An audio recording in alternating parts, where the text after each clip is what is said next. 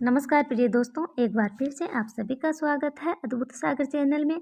प्रिय दोस्तों, आप हमारे चैनल से नए जुड़े हैं तो कृपया करके हमारे चैनल को सब्सक्राइब कर लें, क्योंकि हम अपने चैनल पर इसी तरह के प्रतिदिन नए नए ज्ञानवर्धक वीडियो और ज्ञानवर्धक चर्चाएं लेकर आते हैं। तो चलिए दोस्तों, कहानी को शुरू करते हैं। प्रिय दोस्तों, प्राचीन काल समय की बात है, जिस समय भगवान श्री राम, माता सीता और लक्ष्मण को 14 वर्ष का वनवास होता है। माता सीता, भगवान श्री राम और लक्ष्मण वनवास के लिए चले जाते हैं। प्रिय दोस्तों, वनवास में जाने के बाद उनके भोजन का कोई ठिकाना नहीं होता है। इधर उधर कंद मूल खोद करके अपना पेट का गुजारा करते हैं, अपना पेट भरते हैं। तभी माता सीता उसी जंगल में कंद मूल फल की खोज करती हुई इधर उधर घूम रही थी। कहीं पर कंद मूल फल मिल जाते, कहीं पर नहीं मिलते। प्रिय दोस्तों, अब उसी जंगल में एक कौवा आता है। प्रिय दोस्तों, वो कौवा कोई साधारण कौवा नहीं था। शास्त्रों में ऐसा कहा जाता है कि वह कौवा इंद्र का रूप था। इंद्र एक कौवे का रूप बना करके और उसी जंगल में आया था। प्रिय दोस्तों, अब वो कौवा माता सीता के पीछे पड़ जाता है। जिधर जिधर को माता सीता जाती, उसके पीछे पीछे वो कौवा जाया करता और माता सीता को परेशान करने की कोशिश किया करता। प्रिय दर्शकों, ऐसा कहा जाता है कि इंद्र कोए का रूप धारण करके और माता सीता के साथ छल करने की कोशिश की थी। कुछ दिन तक माता सीता को इस चीज़ का ध्यान भी नहीं था कि कोई कौवा मेरा पीछा कर रहा है। इतना तो उनको मालूम था कि एक कौवा जरूर आता है, लेकिन ये पता नहीं था कि ये कौवा कोई साधारण कौवा नहीं है और ये मेरा पीछा करता है। इस चीज़ का ध्यान भी नहीं था।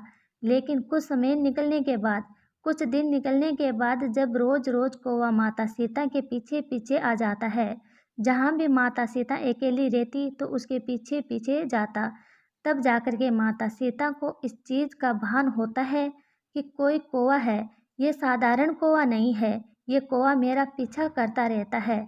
तब माता सीता एक दिन भगवान श्री राम के पास जाती है और भगवान श्री राम से कहती है कि हे प्रभु, मैं जब भी अकेली रहती हूँ, जब भी इधर उधर अकेली घूमती हूँ, तो मेरे पीछे पीछे एक कौवा आता है। पता नहीं ये कौवा मेरे से क्या चाहता है, हर समय मेरा पीछा करता रहता है। तब भगवान श्री राम अपनी दिव्य दृष्टि से उस कौवे के बारे में जानने की कोशिश करते हैं, तो उनको इस चीज़ का पता लगता है कि ये कौवा कोई साधारण कौवा नहीं है। भगवान श्री राम को ये पता चल जाता है कि इंद्र का ही रूप है। इंद्र कोए का रूप बना करके और सीता को परेशान करने की कोशिश कर रहा है। प्रिय दोस्तों, तब भगवान श्री राम उस कोए से कुछ नहीं कहते हैं, उनका भेद नहीं खोलते हैं और भेद को अपने मन के अंदर रखते हैं और कोए को अपने पास बुलाते हैं। जब कौवा भगवान श्री राम के पास में आता है, तो कोए को भी ऐसा पता नहीं था कि मेरे साथ कुछ गलत होने वाला है। तो वह भगवान श्री राम के पास आ जाता है और मीठी मीठी बातें करना शुरू कर देता है।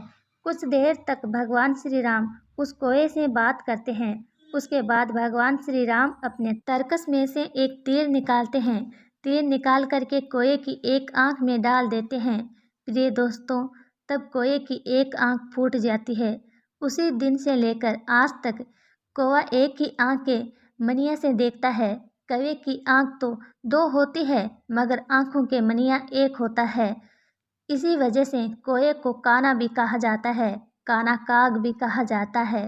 प्रिय दोस्तों, भगवान श्री राम ने कोए की एक आंख को फोड़ी है, इसलिए कोए की आंख में सिर्फ एक ही मनिया होता है।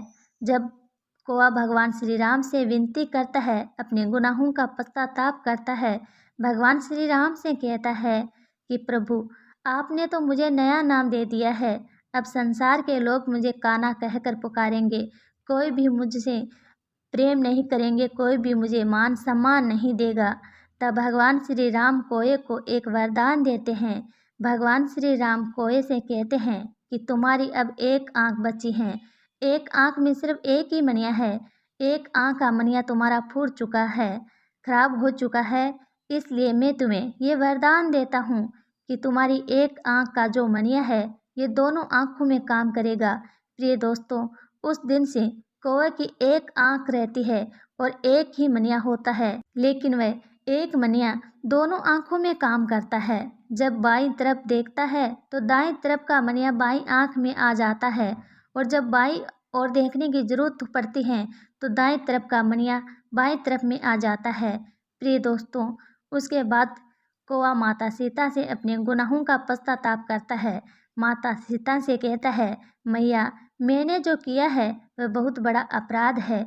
मैंने एक माँ पर गलत दृष्टि डालने की कोशिश की है, इसलिए इसका दंड मुझे मिल चुका है। लेकिन मैया, हो सके तो आप भी मुझे क्षमा कर दीजिएगा।